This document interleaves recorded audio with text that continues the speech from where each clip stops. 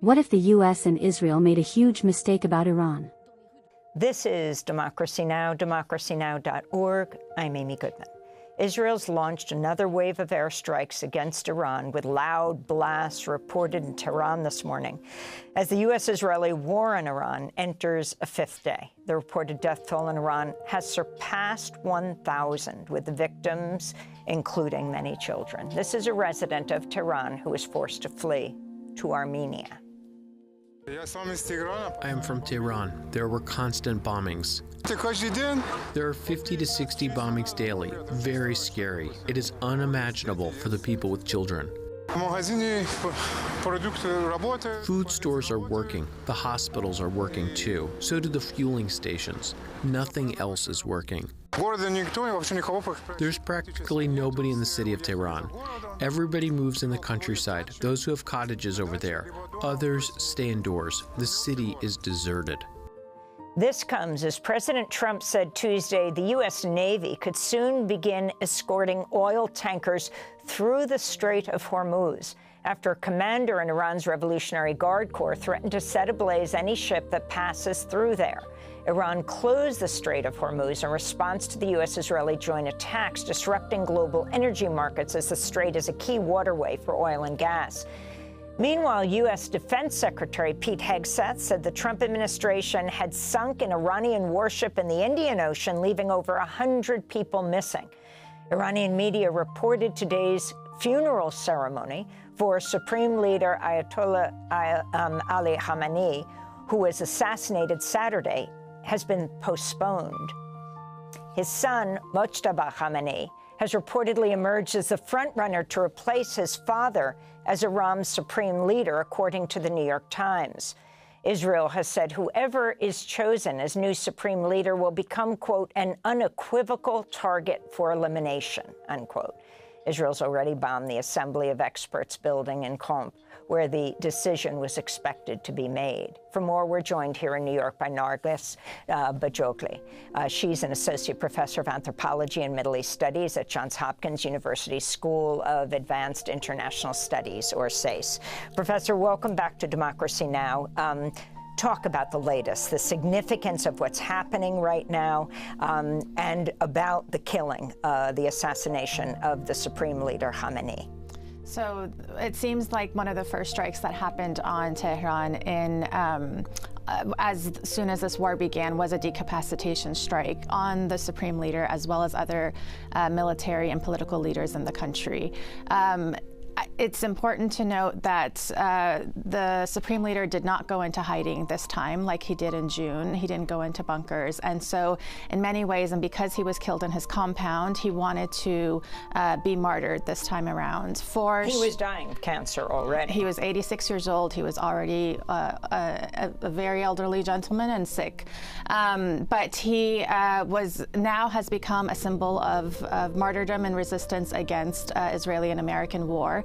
And that has significant meaning within Shia culture, and this is why we're seeing, as you showed earlier on this show, protests happening in Pakistan, as well as in Bahrain, as well as India, and across the Muslim world, because he was not just a leader of a country, but for many Shia Muslims, they also saw him as a spiritual leader. And can you talk about Mojtaba Khamenei? Mojtaba Khamenei is his son, and he's long been rumored to be next in line. It is still unclear whether that's actually the case. I know the New York Times is reporting that, but we have to wait and see. What we do know is that because the Iranians have been obviously looking at and studying the way that the Israelis and Americans do war across the region, they know that their MO is decapacitation strikes. So in the lead up to this war, the leader in Iran had already ordered across the government to create 3 and 4 lines of succession for every major post. So they know that whoever is announced next might be next in line for assassination. I mean, Israel announced that. And Israel knows that as well, yep. They said that the next person would be the target of elimination. Yeah, and this is what they've done across the region. Talk about the doctrine that Israel is citing, what they're going to do next. So yesterday there were reports on Israeli media that Benjamin Netanyahu has said that he wants to start enacting the Dahiya doctrine in Tehran. The Dahiya doctrine is a doctrine that the Israeli military created for striking the southern suburbs of Beirut in the many wars that Israel has waged on Lebanon. And what the Dahiya doctrine is carpet bombing residential infrastructure and critical infrastructure of densely populated cities in order to eventually turn the population against their ruling establishments. That's sort of the idea of it. But what it means is that they want to carpet bomb really densely populated areas in Tehran. Let's talk about Iran's strategy. Netanyahu has been saying that Iran is weak, and now the Secretary of State, Marco Rubio, is trying to walk back comments that Israel was going to attack Iran no matter what, and the U.S. had to engage in this attack on Iran because otherwise the U.S. would be attacked. So for over a year now in Washington, you would hear over and over again this Israeli talking point that Iran is very weak, that it's the weakest it's ever been, and that this is the right time to now strike it. And so eventually we got to a point, as in this weekend, in which those strikes happened. And we're only in day 5 of the war now, and I think part of what we're seeing is that the Israelis and the Americans have underestimated Iran's capabilities to strike back hard against the region. Iran is up against the biggest military superpower in world history, and the only nuclear-armed state in the Middle East. So in military terms, yes, it is not as powerful as those countries. However, it has sort of defined and declared and developed its defense doctrine over all of these decades to be asymmetrical warfare against these kinds of forces in the region. And so what we're going to see play out, Iran is not going to surrender. Iran is going to continue to fight this and to inflict as much damage, not just on Israel, but importantly on the American security architecture in the Gulf region. At the White House Tuesday, a reporter asked President Trump about the worst-case scenario in Iran. This is what he said. Well, I don't know if there's a worst case. We have them very much beaten militarily from the military standpoint. They're still lobbing some missiles. At some point, they won't even be able to do that because we're hitting all of their carriers. We're hitting all of their missile stock. You know, they built up all these missiles over the last few years. They had a lot of them. They've shot a lot of them, and we're knocking out a lot. I guess the worst case would be we do this, and then somebody takes over who's as bad as the previous person, right? That could happen. We don't want that to happen. That would probably be the worst. You go through this, and then in 5 years you realize you put somebody in who is no better.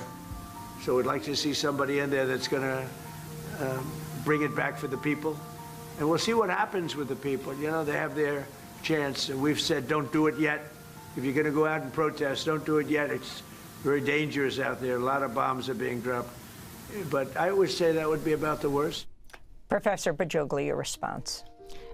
The way that Iran is responding to all of these strikes right now is by, it knows that the U.S. has critical low amounts of interceptors in the region, and it's playing the long game. The Americans do not want a long-term war and a war of attrition, and Iran is absorbing the hits and is going for a long-term war of attrition. And this is something that both the Americans, the Israelis, and those in the region have to sort of consider. And the CIA arming Kurds? Yeah, the CIA, there's reporting. Where do the Kurds live? Right through to Iraq?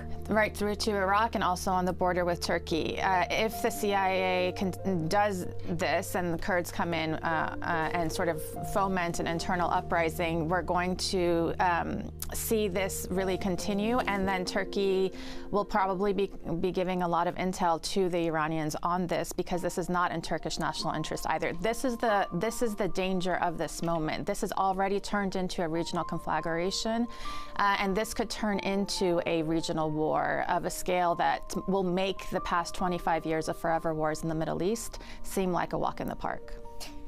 Nargis Bajogli, I want to thank you for being with us, Associate Professor of Anthropology and Middle East Studies at Johns Hopkins University School of Advanced International Studies. Stay informed and understand the bigger picture. Backhand Index Pointing Right. Subscribe to the Curiosity Lab for clear, fast explanations of the world's most important geopolitical events.